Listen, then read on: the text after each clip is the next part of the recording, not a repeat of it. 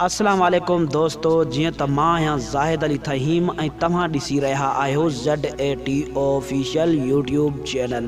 दोस्तों, अॼु जी हिन वीडियो जो टॉपिक आहे सिंध जो फ़नकार जलाल जोगी जी कहर फिल्म ते। दोस्तों, अॼु मां तव्हांखे ॿुधाइण वारो आहियां त जलाल जोगी जी हिन कहर फिल्म में कहिड़ा कहिड़ा अदाकार ऐं कहिड़ा कहिड़ा फ़नकार ऐं शाइर आहिनि।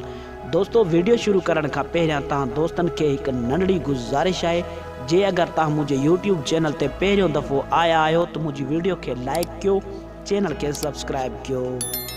जी दोस्तों, मां तव्हांखे ॿुधाईंदो वञा त जलाल जोगी जी कहर फिल्म में फ़नकार ऐं अदाकार कहिड़ा आहिनि। जलाल जोगी, शमन अली मीराली, मुमताज़ मौलाई, सलीम चांडियो, वहीद हकड़ो ऐं इन्हनि खां अलावा सिंध जा मशहूर शाइर ऐं सिंध जा मशहूर फ़नकार ऐं अदाकार पिणु हिन फिल्म में आहिनि।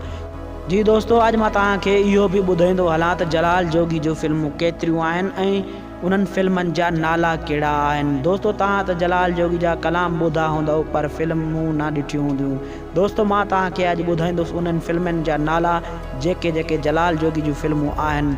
कहर, खून, गैरत, बाबा ऐं इन्हनि खां अलावा जलाल जोगी जूं काफ़ी सारियूं फिल्मूं आहिनि। दोस्तों, अॼु जी ही नंढड़ी वीडियो तव्हां दोस्तनि खे पसंदि आई हुजे त मुंहिंजी वीडियो खे लाइक कयो ऐं चैनल खे सब्सक्राइब कयो ऐं घंटी वारे बटन खे प्रेस ज़रूरु कजो, जीअं असांजी हर वीडियो जी नोटिफिकेशन तव्हां ताईं पहुची सघे। महिरबानी, अल्लाह पाक तव्हांखे ख़ुशि रखे, सलामत रखे। जिथे हुजो ख़ुशि हुजो, आबाद हुजो।